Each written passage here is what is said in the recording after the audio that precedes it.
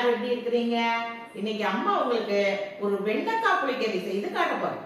இந்த குழம்பு வெண்டைக்காய் புளிக்கறி குழம்பு அவ்வளவு டேஸ்டா இருக்கும். அதுக்கு என்னென்ன பொருள் தேவைங்கிறத நம்ம பார்க்கலாம். வெண்டைக்காயை சின்ன சின்னதா 1 கப் நறுக்கி வச்சிருக்கிறேன். வெங்காயம் அதே மாதிரி சின்ன வெங்காயத்தையும் நல்லா தொலியை உரிச்சு எடுத்து வச்சிருக்கிறேன்.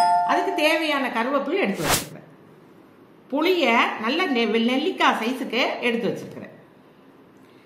இதுல 3 டேபிள் ஸ்பூன் மல்லித்தூள், 1 டேபிள் ஸ்பூன் சீரகத்தூள், 2 டேபிள் ஸ்பூன் வரமிளகாத்தூள், தேவையான பெருங்காயத்தூள். இப்போ இந்த குழம்புக்கு இது மட்டும்தான் தேவை. இதை வச்சு நம்ம எப்படி செய்யறோம்னு பார்க்கலாம் வாங்க. அம்மா அடுப்புல கடாய் வச்சிருக்கிற ஒரு 2 டேபிள் ஸ்பூன் ஆயில் விட்டுக்கலாம்.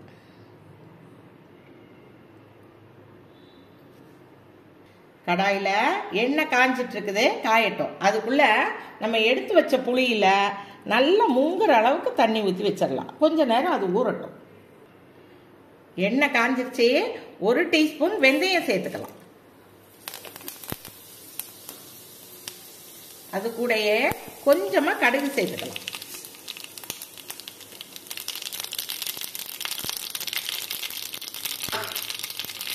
இந்த வெங்காயத்தையும் கருவேப்பிலையும் அதோட சேர்த்துடலாம்.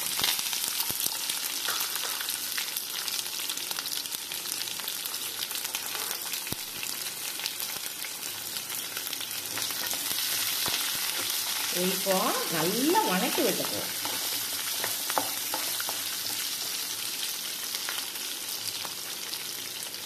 இது கூடயே இப்போ இந்த வெண்டைக்காயை சேர்த்துடலாம்.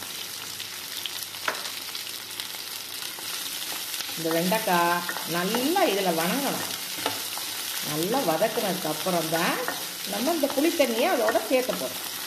இந்த குழம்பு அவ்வளோ டேஸ்டாக இருக்கும். நம்ம வெளியூர் எங்கேயும் போயிட்டு எதை சாப்பிட்றது, என்ன பண்ணுறது, இன்னைக்கு என்ன குழம்பு வைக்கலான்ட்டு வந்தோன்னா ஈஸியாக அந்த வெண்டைக்காய் புளிக்கறி வச்சோன்னா நம்ம வெளியூர் போயிட்டு வந்ததுக்கும் இது புளிக்கறிக்கு நல்ல புளிப்பும் காரமாக சாப்பிட்றதுக்கும் அவ்வளோ டேஸ்டாக இருக்கும்.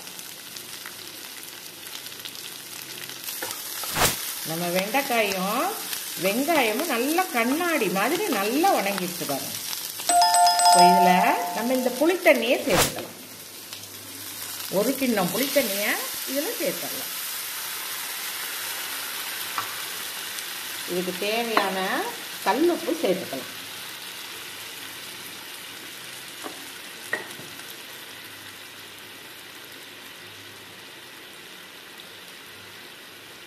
இது இப்போ நல்லா கொதிச்சு அந்த புளித்தண்ணியிலேயே அந்த வெண்டைக்காய் நல்லா வேகட்டும்.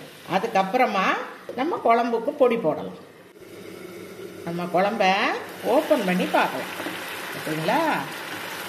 வெண்டைக்காய் எல்லாமும் நல்லா எப்படி அந்த புளித்தண்ணியில் எவ்வளோ நைஸாக வெந்திருக்குது பாருங்க. வெண்டைக்காய் சாப்பிடுறவங்களுக்கு கூட இந்த வெண்டைக்காய் பிடிக்கும். அவ்வளோ. இப்போ இதோட நம்ம இந்த மசால் பொடியெல்லாம் சேர்த்துக்கலாம்.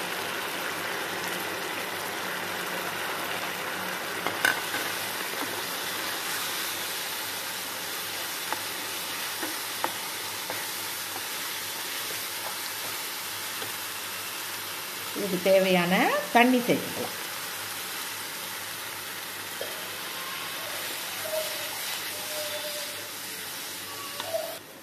இப்போ இந்த மசால் பொடியோட வாசம் எல்லாம் நல்லா வணங்கி அடங்கட்டும். அதுக்கப்புறமா நம்ம இந்த குழம்பை இறக்கலாம். நம்ம வெண்டைக்காய் புளிக்கறி நல்லா ரெடி ஆயிடுச்சு பாருங்க. இப்போ இதுக்கு இன்னொரு முக்கியமான பொருளை நம்ம சேர்த்த போறோம். அதுதான் இந்த குழம்புக்கு டேஸ்ட் கொடுக்கறது. என்னன்னு பார்க்கலாமா? பார்த்தீங்களா? 1 துண்டு வெல்லம். இந்த வெல்லத்தை இந்த குழம்புல சேர்த்துறோம். இப்போ இதுக்கு தேவையான பெருங்காயத்தூள்.